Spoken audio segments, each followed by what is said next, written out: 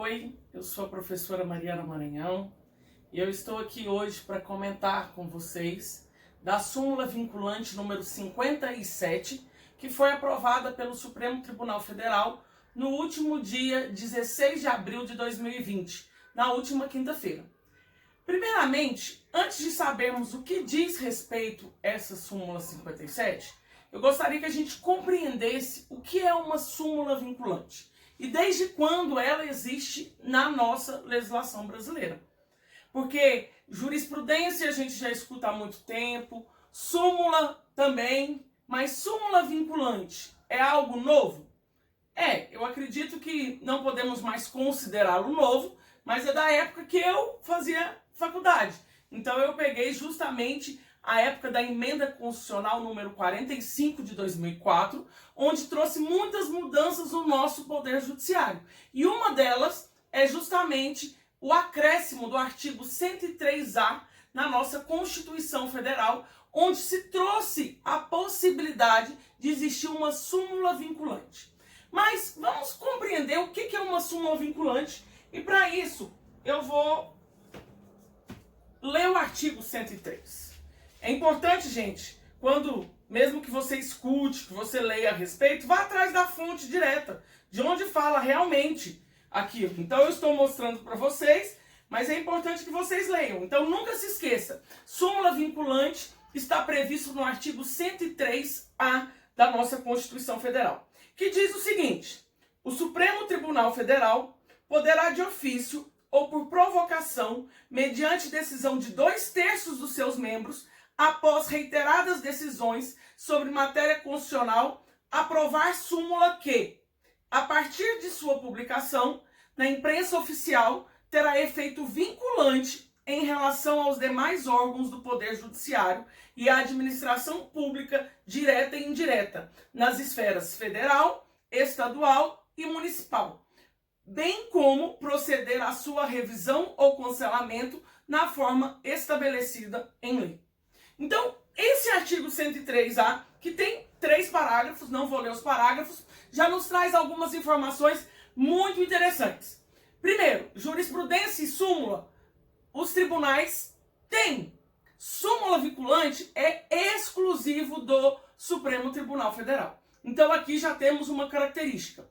E a súmula vinculante, ela se torna obrigatória, porque ela vai ter justamente essa característica que ele coloca aqui, onde todos os outros tribunais, eles vão ter que se vincular à decisão. Olha como que está bem claro aqui, ó. Após a publicação, terá efeito vinculante em relação a todos os outros tribunais superiores, ou desde o juiz de primeiro grau até o STJ, e também a administração pública, tanto de forma direta quanto indireta, se torna obrigada em todos os entes, tanto municipal, estadual e federal, a cumprir uma súmula vinculante. Ok, então súmula vinculante é em âmbito de hierarquia das nossas jurisprudências, a súmula vinculante é a mais alta. Então, por isso que eu resolvi comentar com vocês, de forma breve, o que é a súmula vinculante número 57, que foi aprovada esta semana pelo nosso Supremo Tribunal Federal. Primeira curiosidade, ela foi aprovada por unanimidade. Precisaria ser unanimidade? Não, não precisaria ser unanimidade, porque o artigo 103 fala que basta 2/3. Mas a súmula vinculante número 57 foi aprovada por unanimidade. Uma outra curiosidade que nós temos dessa súmula, que ela foi uma súmula aprovada neste momento de isolamento social que nós estamos vivendo em virtude da pandemia do coronavírus, onde que se foi aprovada de forma de sessão virtual. Cada ministro estaria na sua casa, sem contato com ele, sem necessariamente estar lá dentro da sede do Supremo Tribunal Federal. Foi feita uma sessão virtual, onde foi aprovada essa súmula. Então vamos compreender o que diz respeito à súmula vinculante número 57. Para isso eu vou abrir aqui, não tem ainda por mais a dificuldade do direito, ó, por mais que o meu vadimeco é de 2020, não tem a súmula. O direito é constante mudança, constantes inovações. Então vamos lá. Algumas vezes a gente tem que comprar 2 vadimécums por ano, né? E aí o vadimécum anterior vai virando peso de porta, como se diz.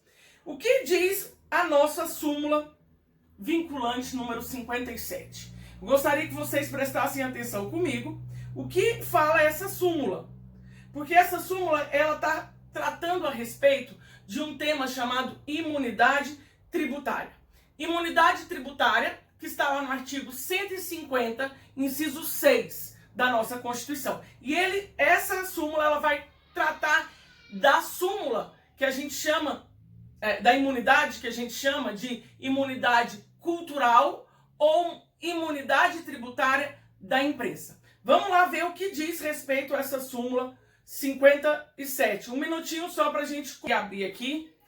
É importante a gente falar que a súmula vinculante número 57, o relator dela foi o ministro Dias Toffoli, onde ele é o presidente do Supremo Tribunal Federal atualmente, né? E qual que foi a redação dessa súmula número 57? Diz o seguinte: a imunidade tributária constante do artigo 150, 6D na Constituição aplica-se à importação e comercialização no mercado interno do livro eletrônico, e-book e dos suportes exclusivamente utilizados para fixá-los, como leitores de livros eletrônicos, e-readers, ainda que possuam funcionalidades acessórias. Isso é o que dispõe a súmula número 57, súmula vinculante número 57 do Supremo Tribunal Federal. Então, para a gente compreender melhor o que fala essa súmula, é importante eu explicar para vocês o que é imunidade tributária e o que diz essa imunidade tributária do artigo 156, a linha D. Então, e-reader, gente, é aquele que a gente tem várias pessoas usam tipo tablets dessa forma, onde vai ter livros. E o que é interessante, que ele colocou aqui, ainda que possuam funcionalidades acessórias. Incluiu-se, gente, também o audiobook. Então aqui está uma curiosidade muito interessante da nossa súmula 150 a súmula 57, que diz respeito ao artigo 150 da nossa Constituição Federal. Vamos entender então essa extensão que aconteceu, porque como que estava previsto no artigo 156, a linha D. Ó, gente, o artigo 150, inciso 6 da linha D, na Constituição, está disposto da seguinte forma. Vou mostrar para vocês o que está previsto aqui. Artigo 150, inciso 6, a linha D. Eu brinco com os meus alunos que o 150 a gente tem que saber de cor, gente, porque o 150 é onde vai ter as restrições para o poder público e as garantias do contribuinte. Então é um artigo que beneficia a todos os contribuintes. Então ali está tanto os princípios quanto as imunidades. E o 156, a linha D, fala assim, ó, caput 150, sem prejuízo de outras garantias asseguradas ao contribuinte, é vedada a União, aos Estados, ao Distrito Federal e aos municípios. Inciso 6. Instituir impostos sobre a linha D, livro, jornais, periódicos e o papel destinado à sua impressão. Qual que foi a polêmica? Nós sabemos hoje, gente, que em virtude do avanço tecnológico, hoje nós não precisamos de livros impressos. Livros impressos como esses. Nós podemos muito bem ter um pequeno Kindle com milhares de livros, onde você vai ter acesso a essas informações num pequeno Kindle do tamanho disso aqui, ou talvez até menor do que isso. Então, essa súmula trouxe essa possibilidade de você estender a sua imunidade tributária. O que é uma imunidade tributária? E por que ela é a gente considera uma não incidência tributária qualificada? Porque justamente ela está prevista na Constituição. E por ela ser uma garantia constitucional a favor do contribuinte, os doutrinadores entendem que ela não poderia ser nem mesmo objeto de emenda constitucional. Portanto, seria uma cláusula pétrea. Olha o quão vantajoso é ser uma imunidade tributária. E aí é que vem essa imunidade tributária, onde ela é chamada, como eu disse para vocês, de imunidade tributária cultural ou imunidade tributária de imprensa, e ela estava prevista quando, numa época lá em 88, existiam livros impressos. Não se cogitava a possibilidade de ter um livro eletrônico, ou até mesmo um audiobook. E aí acontece que, por que se tem a história dessa imunidade, gente? Porque na história do Brasil, onde nós já passamos por alguns regimes militares, alguns regimes de ditadura, é muito comum, naquela época, acontecer o quê? Aumentar a carga tributária sobre os livros, sobre os jornais, sobre as revistas, praticando de uma forma uma censura indireta. E essa é a história da nossa imunidade tributária, porque principalmente no Estado Novo de Getúlio Vargas, onde ele tributava de uma forma mais severa os jornais que falavam contra o governo dele e dava incentivos tributários para os jornais a favor do governo. Então esse é o motivo, é o histórico que nós temos. Então aí está a situação. Onde que aparece pela primeira vez essa imunidade tributária? Foi na Constituição de 88? Não, gente. Curiosamente, foi na Constituição de 1946 que deu essa imunidade tributária ao papel. Então, 67 manteve-se essa imunidade, mesmo no AI-5 de 69, que é a nossa Constituição de 69 também teve essa imunidade, e ela foi estendida na nossa atual Constituição, que é de 1988. Então, ela é uma imunidade objetiva, ela recai sobre o objeto, não é subjetiva. Muita atenção com isso, porque isso faz muita diferença. Se for uma imunidade subjetiva, as gráficas, as papelarias, ou locais ou fábricas de papel, elas teriam direito também a não pagar o tributo. Eles não teriam a incidência. Mas não, gente, é uma imunidade objetiva, onde vai recair apenas sobre o livro, sobre o objeto, tá? Então, a gráfica, quando ela vai ter que pagar imposto de renda do seu faturamento, ela não paga o IPI na sua venda, ou o ICMS na circulação do livro, ou quando for um livro importado, o imposto de importação. Então é uma imunidade objetiva, não é em si sobre a gráfica ou a papelaria. Então, é interessante a gente saber que não inclui, então, essas pessoas de gráfica, livraria ou importador, todos esses, eles não gozam dessas imunidades. Uma outra curiosidade que também é interessante, gente, não me importa do que se trata esse livro. Não vai estar vinculado o conteúdo. Qualquer que seja o conteúdo deste livro, desta revista, está inserido. Então, inclusive, livros de piadas, livros de álbum de figurinha, lista telefônica, que é um objeto já em extinção, revista pornográfica, tudo isso vai gozar da mesma imunidade, porque não interessa o conteúdo. Mesmo que seja um livro jurídico, de história, de medicina, ele goza da mesma imunidade destes outros. Então, em suma, todo livro, revista ou periódico, ele é imune dos encargos que recaem sobre ele, imune tributariamente. Então, encargos, ela não é uma imunidade, ela não é condicionada a alguma situação, ela é incondicionada.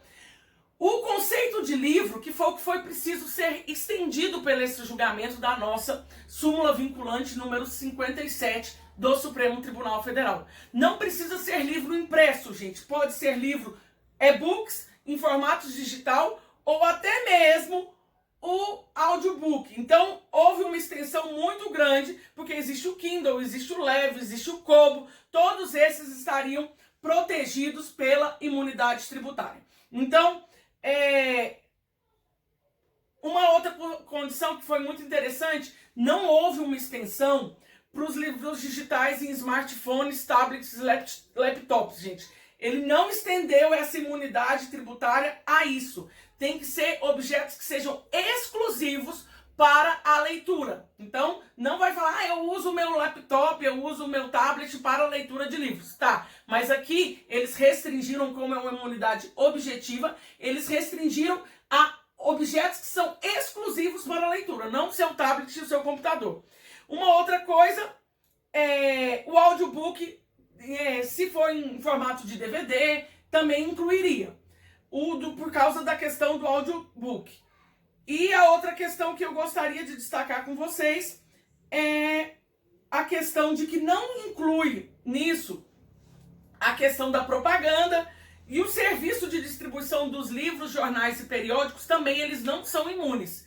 Então é importante a gente compreender que houve uma interpretação, por isso que eu gosto sempre de comentar quanto às imunidades, a gente não pode falar que o Supremo tem entendido de forma extensiva. Não. A melhor forma de se compreender uma imunidade tributária, que é uma não incidência tributária, e aí tem uma grande diferença da isenção, porque a isenção tributária, que é as não incidências infraconstitucionais, o nosso CTN, lá no artigo 11 do CTN, no inciso 2, fala que as isenções devem ser interpretadas de forma literal. Então, interpreta-se literalmente a outorga de isenção. É o que está lá no artigo 111 do nosso Código Tributário Nacional.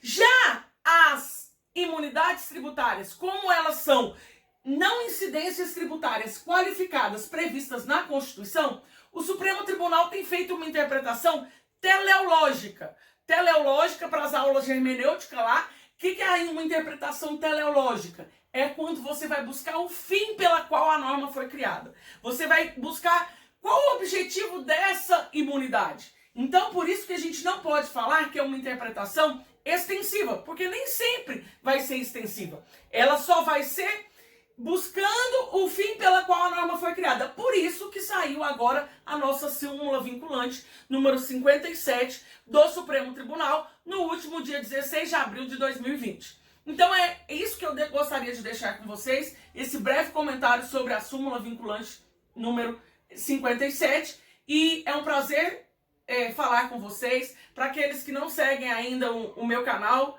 no YouTube, siga aí, deixa seu like nesse vídeo, compartilha, porque eu acho que o YouTube também ele tem que ser utilizado para forma de conhecimento. E é o objetivo que eu criei esse canal recentemente para compartilhar conhecimento em diversas áreas. Então, muito obrigada pela atenção, fiquem com Deus, eu sou a professora Mariana Maranhão.